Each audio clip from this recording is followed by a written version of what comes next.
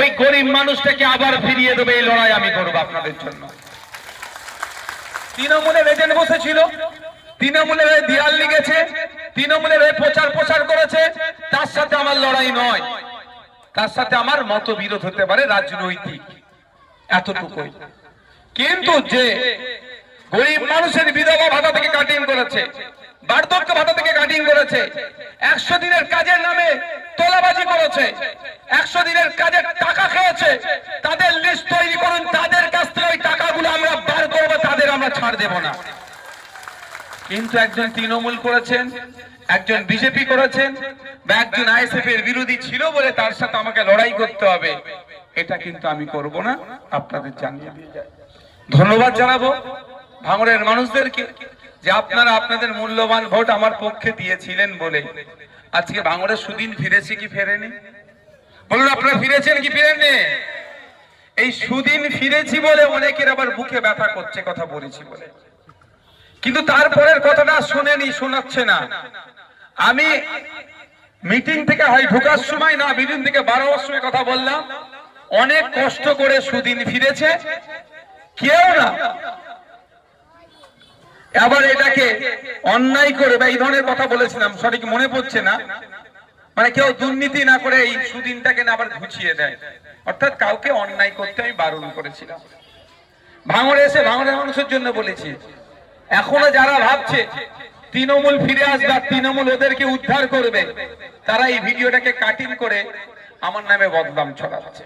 তৃণমূলে আসবে কি আসবে না, ফলতা নির্বাচন থেকে বুঝতে হবে। আমি বলেছিলাম না 4-5 নম্বরে থাকবে, নোটার সাথে লড়াই করবে, সেটাও পেত না। কেন যতটুকু পেয়েছে এটাও পেত না, কেন পেয়েছে সময় আসলে আমি বলবো। তারা এটাকে মিথ্যাচার করে আমার নামে বদনাম করার চেষ্টা করছে, আমি এগুলোকে পাত্তা দিই না। কিন্তু ভাঙড়ের মানুষের কাছে একটু খোলাসা করা দরকার। ভাঙড়ের মানুষদের বলবো, শান্তির সাথে থাকবেন, আপনি আপনার অধিকার নিয়ে থাকবেন। কে তৃণমূল, কে বিজেপি, কে কংগ্রেস, কে সিপিএম, কে আইএসএফ বিরোধী, কে আইএসএফ, ওটা দিয়ে বিচার হবে না। আপনার অধিকার নিয়ে আপনি থাকবেন।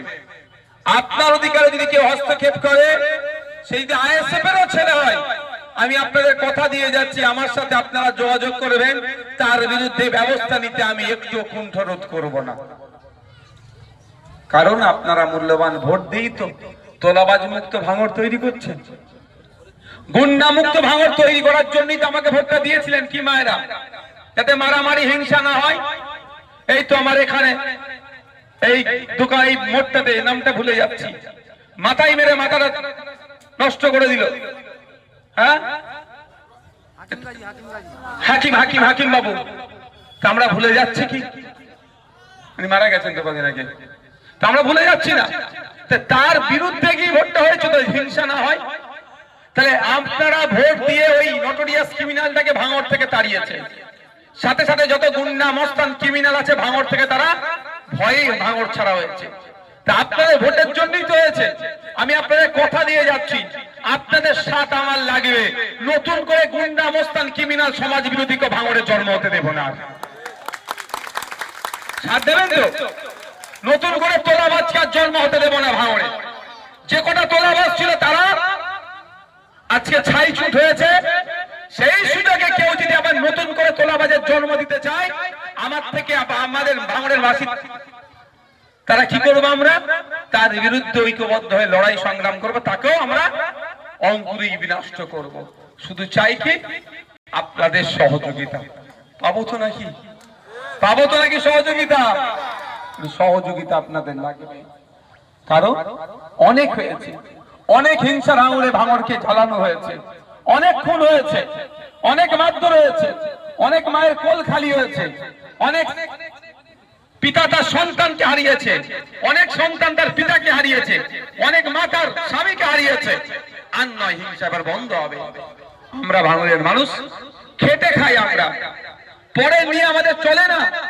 সকালবেলা উঠে কেউ লেদার কমপ্লেক্সে কাজে যায়, কেউ মাঠে কাজে যায়, বিভিন্ন জেলার কাজ কর্মস্থলে যায়, কর্ম করে আমাদের সংসার চলে ভাঙড়ের মানুষের।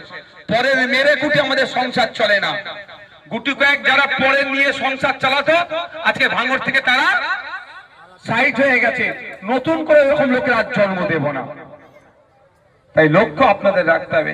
শুধু নওশাদ সিদ্দিকী একা লক্ষ্য রাখলে হবে না, আপনাদেরও লক্ষ্য রাখতে হবে যে ভাইজানের সাথে যারা উঠা বসা করছে, ভাইজানের আদর্শ নিয়ে, পার্টির আদর্শ নিয়ে চলছে কি চলছে না, আপনাদেরকে সেটা লক্ষ্য রাখতে হবে। যদি মনে করেন ভাইজানের সাথে আছে, ভাইজান বড় ভাইজানের আদর্শের বাইরে যাচ্ছে, ভাইজান এসে বলে গেল কোন তোলাবাজের আর নতুন করে ঠাঁই হবে না, ভাইজানের পার্টির সিম্বল নিয়ে নতুন করে তোলাবাজি করছে, আমি আপনাদের বলে যাচ্ছি নির্দ্বিধায় আপনাদের বিধায়কের সাথে যোগাযোগ করবেন। যারও যদি পালক গজায় তার পালকটাকে আমরা কেটে দেব। আর অনেক হয়েছে, মানুষ এটা চাই না, মানুষ তোলাবাজি চাই না, হিংসা চাই না, মারামারি চাই না, মানুষ কিছু একটু শান্তিতে থাকতে। আপনি আপনার বাড়ি করবেন, দলিল আছে, পর্চা আছে, বাড়ির কাগজ আছে, পঞ্চায়েত থেকে পারমিশন করালেন, আবার এখানে বাড়ির সামনে এসে ভিক্ষা চাইবে, ও হবে না। তোলাবাজি বন্ধ হবে। কেন আপনার টাকা কিসের? 500 টাকা ইনকাম করতে গেলে জিপ বেরিয়ে যাবে, 5000 টাকা তুমি দিতে হবে না, বাড়ি করতে দেবে না।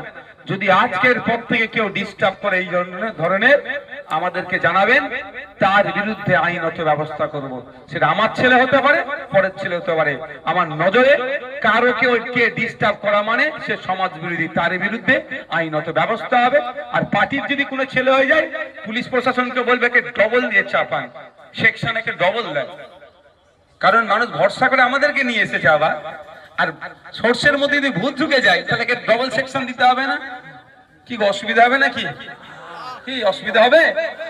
ডবল সেকশন রেখে বেশি দিন জেলে রাখে, কারণ ভরসাই ভাঙছে। ভরসা করে নিয়ে এসেছেন তো নাকি মায়েরা? আর যদি ভরসা ভাঙে তাহলে ডবল অপরাধ করছে, ডবল সেকশন দিয়ে বেশি দিন জেলে রাখে।